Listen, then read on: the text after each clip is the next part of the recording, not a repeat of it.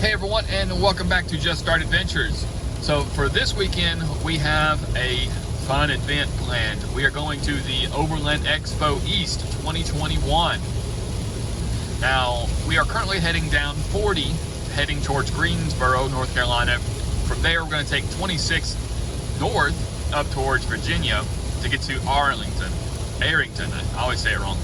I think of Arrington and Arlington, which is almost spelled almost the same way, but they're two entirely different places. One's actually close to DC and one's about another 4 or so hours away from it. So we're heading towards Arrington, Virginia for the Overland Expo. So right now, as you can see, it's pretty rainy. Hopefully we'll get out of this rain before too long. It's starting to clear up just a little bit right now. Now, as far as weather for this weekend for us, it's forecasted between about a 30 to 60% chance throughout the weekend. So hopefully we don't really get into any rain.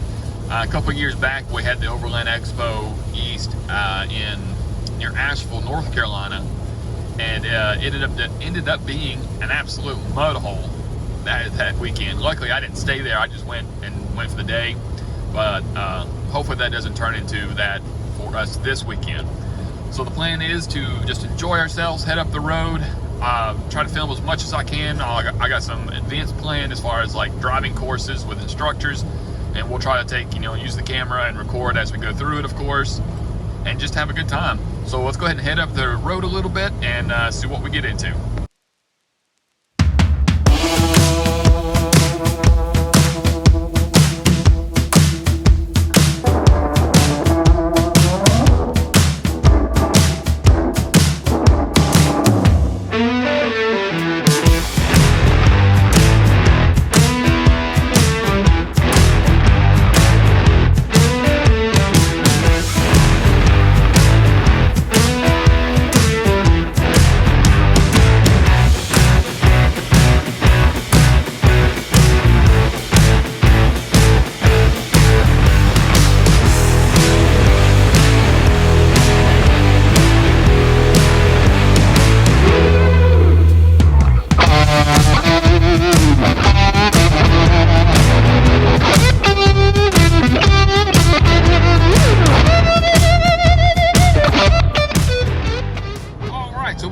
Out of that storm.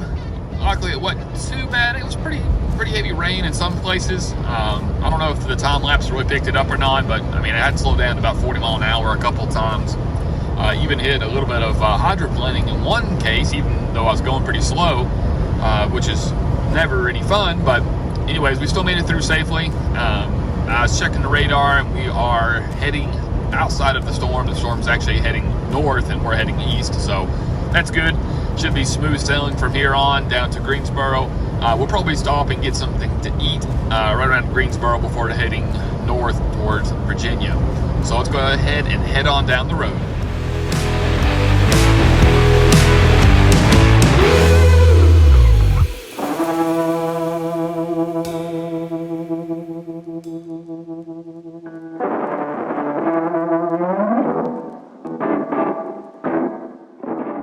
Just made my way through Greensboro, North Carolina. We are now heading north towards Virginia on 220 right now, and then it turns into 29. I think I said 26 earlier, but it's actually 29. The weather's doing pretty good, just kind of overcast, a little bit of sprinkles here and there. Luckily, it's not raining hard right now, so that's nice. Next thing we'll be looking for is probably find some lunch. I don't know if I'm gonna fix some lunch I got with me or find somewhere to eat. I'm not sure, but that's just kind of what we're up to right now. We got about another 150 miles until we get to where we're going today, which is actually at the event itself to get checked in and hopefully get some good parking for our stay there while we're at the event. I remember the last time I was there was some unfavorable parking spots that they had around the expo, and I think it's a little bit different place this time, or a little bit different setup. So hopefully we'll get some nice good parking that's good and level for that's easy to sleep with, right? All right, so let's go ahead and just keep driving down the road. Just about to cross into Virginia. Right there's a sign, and welcome to Virginia. All right, so I think we still have about I don't know, 80 miles or so to go. Not that far, but let's just keep on keeping on. going through Lynchburg, Virginia. We are probably about 20 to 30 miles away from our destination. Next I'm going to get some fuel because I've got a quarter tank left. I want to make sure I am almost capped off before getting out there. So that's what we're up to right now. Not too far away, and I'll update you when we get a little closer. Just got done filling up over in Lynchburg, Virginia. The fuel is actually pretty expensive up here. When I say fuel, I mean gas. It was $3.80 something a gallon, almost $3.90, which is decently expensive for premium. That's all they had, of course, because the regular was out, as well as that's the only thing I run in the Montero anyways is premium, so no big deal. But we are about 30 miles exactly from our destination, and I decided to go ahead and skip stopping somewhere to eat for lunch or, you know, a sit down kind of place.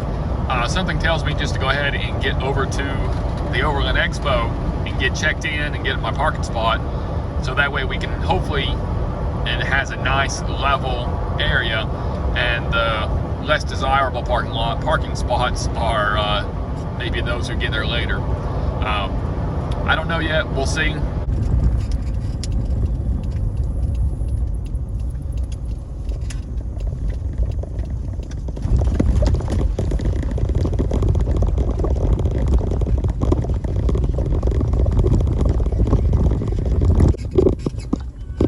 Hey. They'll get you registered. Okay. Have a good one. Thank you.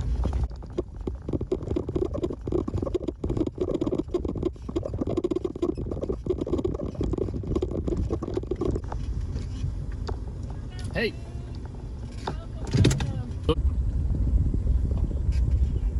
Thank you.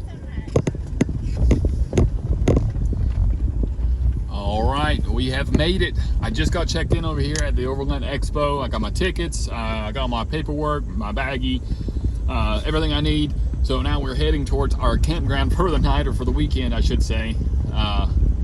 It looks like I was pretty smart with coming here decently early. It's a steady amount of traffic coming in of people. They're not fully booked yet as far as, you know, how busy, but I'm glad I got here when I did. You know where you're going? Yep, down towards the Okay, end. cool. We'll be camping on the other side of the track. Okay. Hey, welcome. Hey. Yeah, you'll just keep on going around. Okay. And you'll see a couple guys over there in the green shirts. Yeah. They'll help you parked over there. And great to have you here. Thanks, have sir. a wonderful weekend. All right, thank you, sir. Looks like there is plenty of camping available still, and it looks like they have a nice level spot. Last time we was here in 2019, not all the spots were level. What's up, guys? Hey, pretty good. Back in towards where he's going. Yeah. Well, would you look at that, and that is sight to behold. It's still pretty early, just Thursday afternoon, about 3 o'clock, and they're rolling in here pretty good. Nothing crazy yet. Check out this cool artillery gun I found up here. I'm sure that has some kind of significance as far as what this valley was originally, but it's still pretty cool. And let's see, I am parked just over there. Some really good parking this year. Seems like everybody's gonna have some good flat parking grounds as opposed to the 2 years ago and wasn't all that great. So this is Overland Experience parking right through here. Vendors out through there, exhibits, classrooms. Classrooms are up there, more classrooms, and driving courses are out and over in that field. So I'm definitely excited to be here. I've been looking forward to this. It's pretty fun so far. I mean, nothing has really happened yet, but all right, I'm gonna keep walking around, take some pictures, and I don't know, just enjoy myself. We're not forecasted for too much rain. I was talking to someone about, so hopefully we'll stay pretty dry up here. But I got my camera out, taking pictures, and I don't know, let's just go have a good time. Check this out, the Land Rover Defender Camel Trophy truck. That's pretty sweet.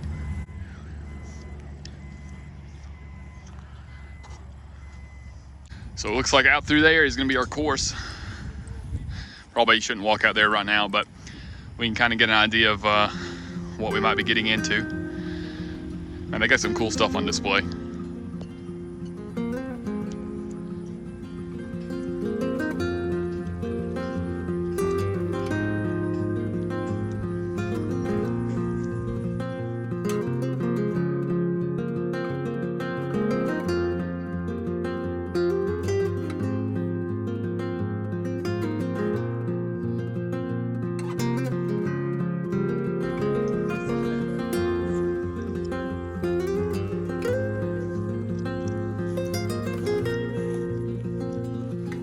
slowly but surely they're starting to pour in here. Here's a better view of my parking spot for the night. It's kind of sitting there by itself, but it's supposed to be more people coming, so not a big deal. So far I've walked around, took a look at everything. Most people are still setting up for tomorrow. And the weather's been holding out. It's a little cloudy, but other than that, temperature's been about 70 and pretty nice. So here after a while, I'll be heading over to the Oasis to get some drinks and meet some people and just have a good time. It's the Oasis area. I can't play any of his music because of certain reasons, of course. We all know what they are. However, this was the cool place to be for the weekend. Good music, actually great music, good drinks, good food. They didn't have many food trucks. Hopefully next time they'll have a lot more food trucks and a lot more choices, but still a good first day.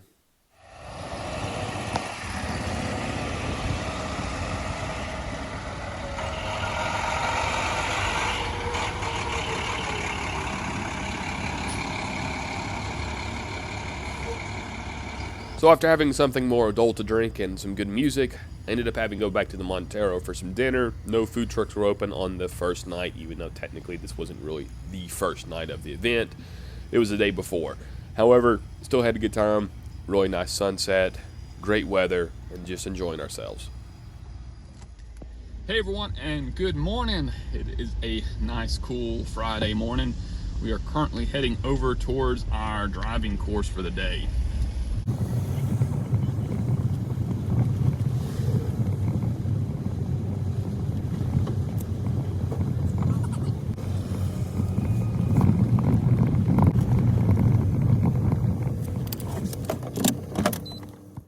First course of the weekend, it is the Overland Trail Experience led by the 7P team. They are really well known. They have a lot of courses, a lot of training, and know their stuff.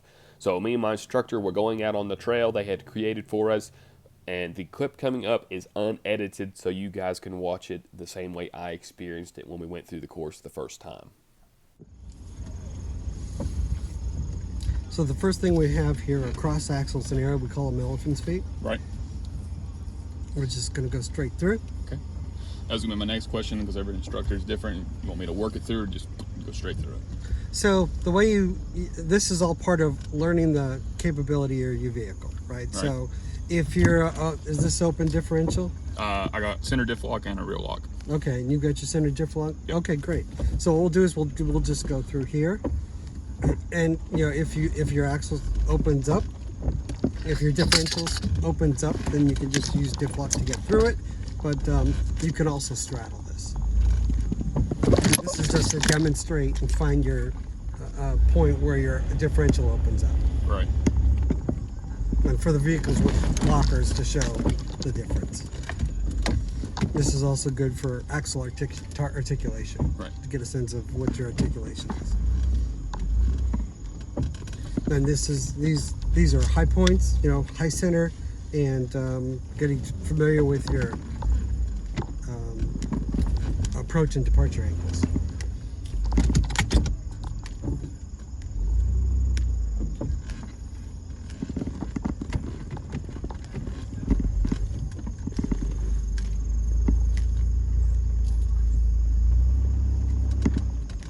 So we're going to go over this rock field. Okay. And of course, pick. You want to choose a route through here that'll be a path for you. You want to be visualizing your differential path. Right. You know, that low point, as well as being aware of any sidewall risk on your tires, and just let your transmission work it. So take it nice and slow and just crawl over it. And particularly when your tires and the rocks are muddy or wet, they'll slip around a bit. But it's okay. It's kind of like driving a boat. You're just kind of like picking a general direction.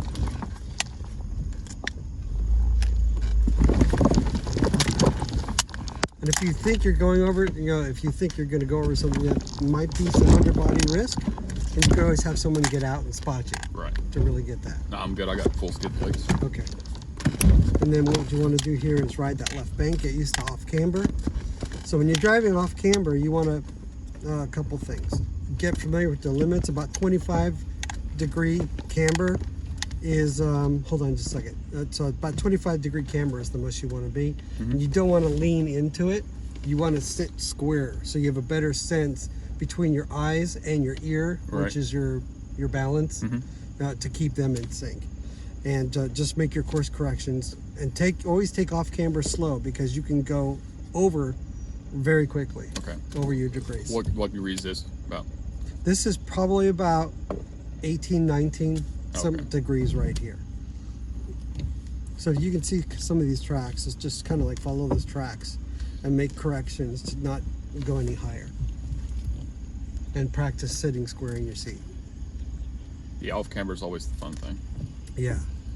And it can be very necessary, particularly on mountain roads where you have an erosion or a washout, or you have a short one road path on a mountain trail where you have to also pass another vehicle. Right. I can tell you that wasn't as scary as the first time I ever did off camber. Yes, it's kind of like gas mask training in the military. It's about gaining confidence in your equipment. Right. First time, it'll freak people out.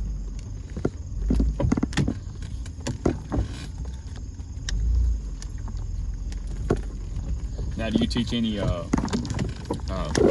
they call it wrong foot braking? I think Left foot braking. left foot braking. That's Yeah, it. that's a separate class. Yeah. Yeah. But if you get cross axle. axle here, I mean that's a way. I mean, you've got a rear locker, but that's just a way of providing resistance on both wheels when your differential opens up to get it. Go around and go straight. That's right. And this is the transition to a right camber, Okay. and we have a drop there to get you cross axle.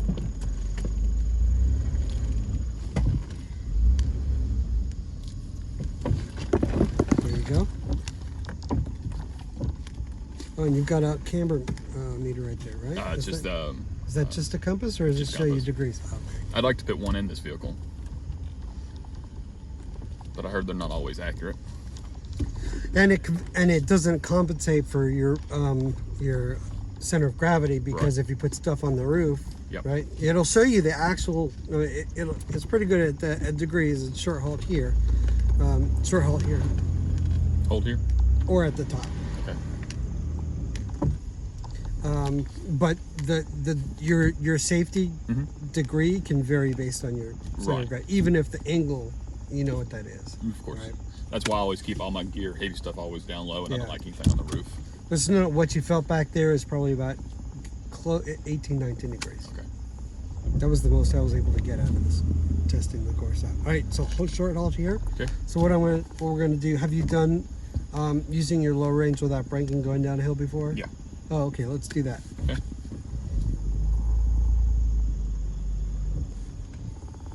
And just plant your feet on the floor and let your powertrain bring it back. All right. We're gonna go over these logs right here. Cool. Then we're gonna loop around in front of those logs, and we're gonna head back up here. All right.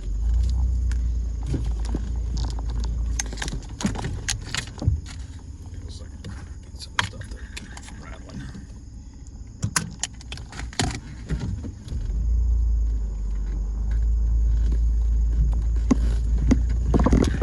We've moderated some of the obstacles on this course in preparation for the rain that's supposed to come, Oh yeah. where it gets a lot more challenging.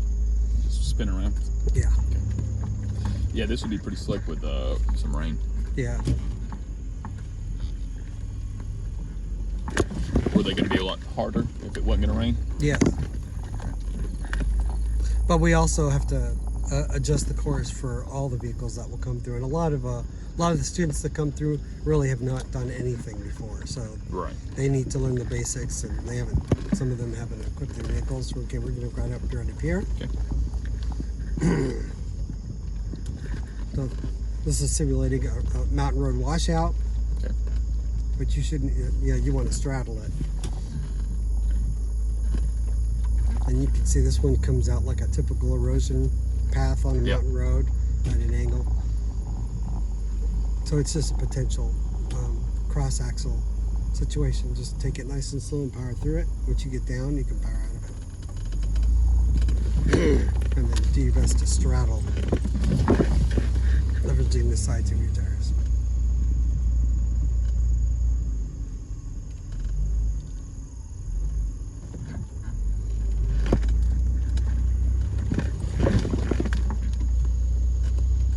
And that's it. So you're pretty well set up with this equipment for what you need to do. Yeah, I like it. I like this vehicle and what it comes with, you know, from the factory. So Yeah.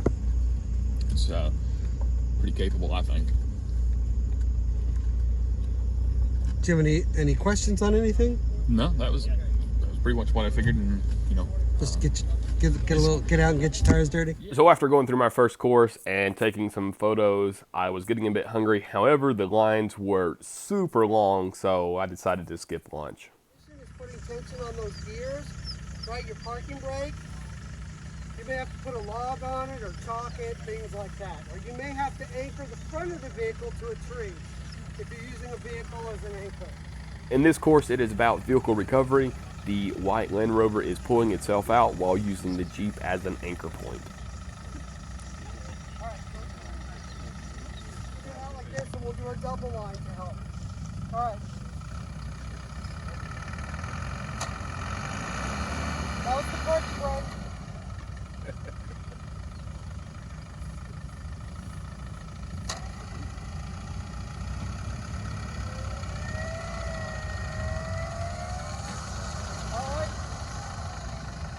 So there we go.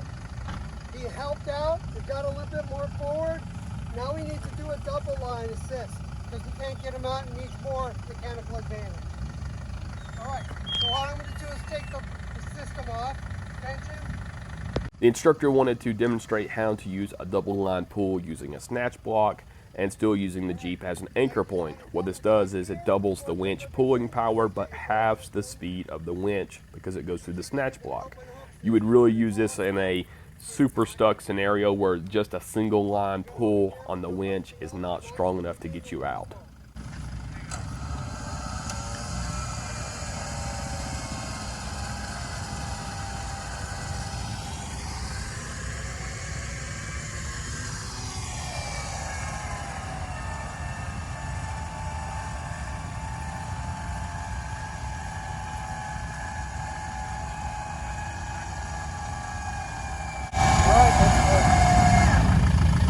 Now release tension on the system.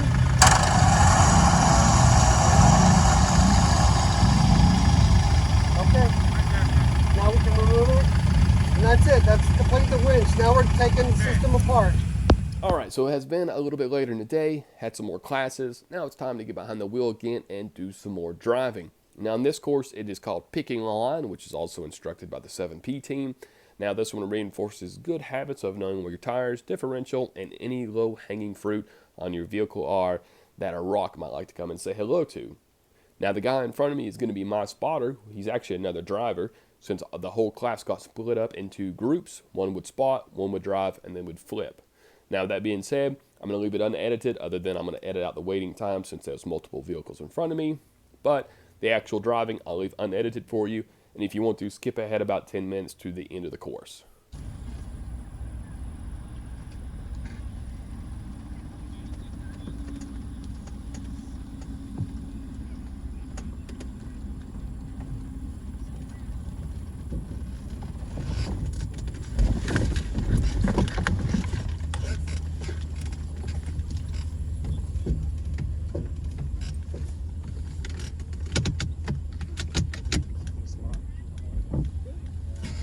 I'll just take you through the whole thing, I guess. And then do the rock. That was good. thank you. Oh yeah, not the first time. Not the first time I've been through something like that. But I like this vehicle. Yeah, he's very capable. Yeah. Very.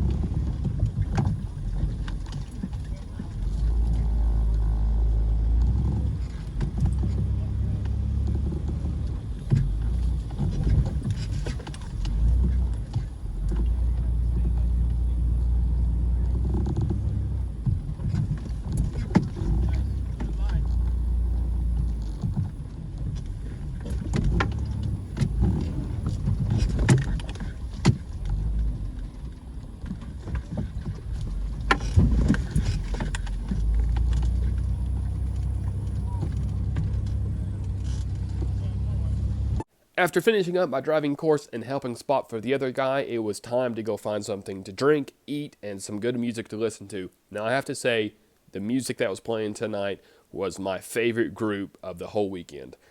They were incredible. I really enjoyed them. One guy was playing the electric violin, which really put some new spin on music I've heard before. The other guy was playing the guitar and singing.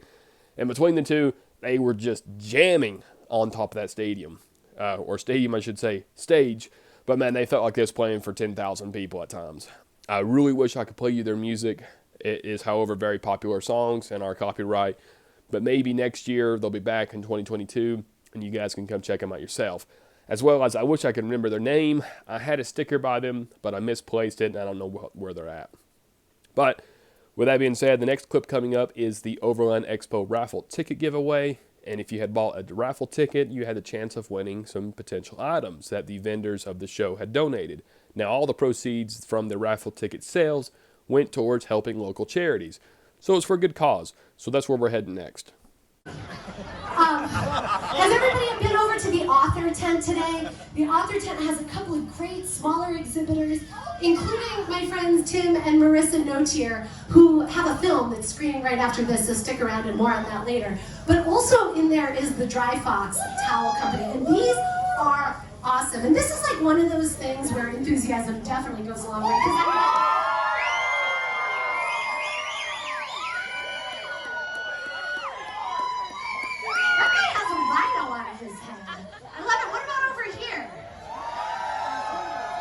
They love towels. What about you guys over here? Sounds like they take showers too. Who needs it? This side? This side? This side? This side? Oh, we're going right here. Woo! Did you see that snag? He caught a puck at a baseball game once. He's so good. So after last night's fun and games and snatching a thing out of the air like a foul ball, it was time to walk around the Overland Expo event and actually see some of the vendors, since I spent most of day one doing driving courses and classes. Now, I had some more classes on day two, but mostly I spent my time walking around and just enjoying myself. So that's where we're going now. I'll take you guys around and just show you what I've seen and play some good music for you while we do.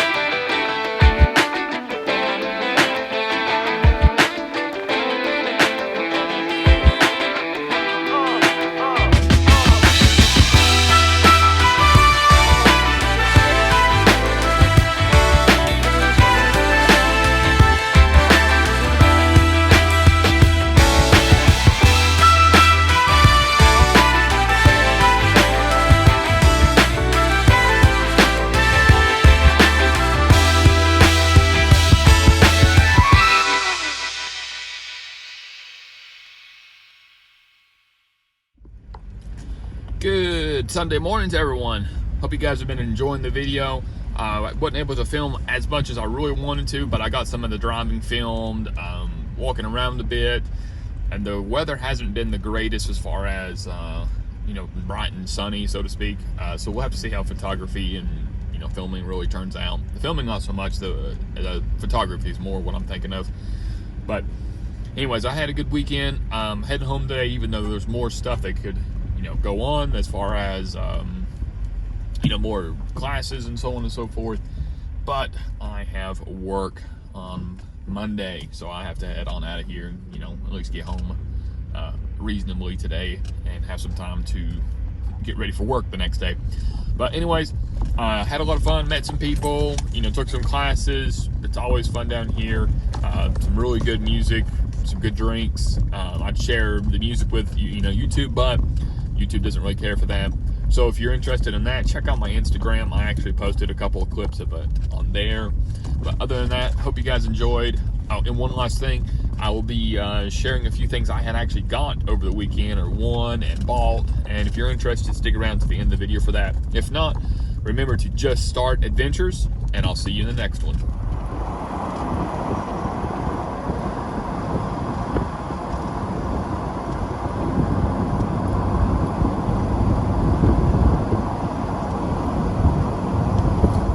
Okay, so here we have it. For those who are interested in what I got over the weekend, more specifically at first, is going to be the Dirty Fox towel, which is what I caught at the raffle ticket giveaway, and is a full synthetic, about the size of a beach towel. It has its own little pocket in it, or a pouch, and it's supposed to dry and be really good for overlanding. We'll have to check that out in a later video. Next up is the Blue Ridge tool bag, made in the U.S. This company is supposed to be really good. I've heard good things about them from other overlanders. This is going to be reducing my tool setup that I currently have and making it more compact. Then we have my new endless sling by 7P. Now this endless sling is actually way more useful than just a normal strap, as well as 7P actually labels their equipment correctly. Now the big thing about this is it will say minimum braking strength, not maximum. You want to know what the minimum working strength of something is. Specifically, if you have 100 of these and they test them out, and which one broke last is maximum, which one broke first is minimum. I want to know which broke first, so you can know the minimum working strength, not the maximum, because the maximum is just a vague number. One might have broke at 11,000, one might have broke at 12, but the first one broke at 6. So what's good knowing 12,000 if the first one actually broke at 6,000, for an example. So that's really good. Next up, a new Overland book that's supposed to be for off-roading by Tom Shepard. It's supposed to be really good. I have to see and read this one. Really good. Next up, Promotional Gear. This is just your goodie bag. Nothing special that they give you when you come in. It has a bag, some promotional stuff, some patches, a magazine, more promotional stuff, and a bandana. So that's pretty much it. Hope you guys enjoyed, and we'll see you in the next one.